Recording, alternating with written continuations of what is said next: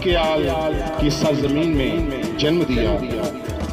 آپ لوگ یقیناً بہت. اس خبر کو آپ تک پہنچانے کے لیے رخ کرتے ہیں پھالیا کا. پھالیا الہدا ویلفیئر سوسائٹی نے اپنے گاؤں کی فلاح و بہبود کے جس منصوبے کا آغاز کیا تھا، آج اس کا انتہائی اہم منصوبہ پایا تکمیل کو پہنچا ہے، جو ہارون ظفر رانجھا کی عملی دلچسپی کا منہ بولتا ثبوت ہے.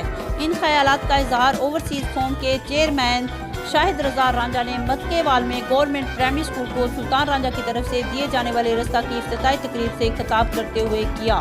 ان کا کہنا تھا کہ سلطان رانجھا فیملی نے اسکول کو اپنی ذاتی زمین سے رستہ دے کر ایسی نیکی کی ہے جو صدقہ جاریہ ہے. جب تک اسکول میں تعلیم کا سلسلہ جاری رہے گا، انہیں اس کا ثواب ملتا رہے گا. سوسائٹی کے صدر ہارون ظفر رانجھا نے اپنے خیالات کا اظہار کرتے ہوئے کہا، ہم اپنے گاؤں کو مثالی گاؤں بنانا چاہتے ہیں. بہت جلد کوڑا کرکٹ گاؤں سے باہر پھینکنے کے لیے رکشا خرید کر مناسب انتظام کیا جائے گا. صاف پانی ایک اہم مسئلہ ہے، جس کے لیے ہم واٹر فلٹریشن پلانٹ لگوا چکے ہیں.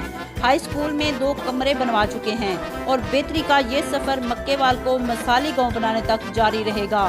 اس موقع پر راشد بشیر بھاگٹ پیپلز پارٹی پھالیا کے صدر عرفان یاسین، صدر پھالیا پریس کلب ظفر عباس انجم، معروف تاجر حسن بابر، عمران ساکی چغتائی، سید جواد نقوی سمیت معززین علاقہ کی بڑی تعداد موجود تھی. مزید خبروں سے باخبر رہنے کے لیے وزٹ کریں ہماری ویب سائٹ ritnews.com.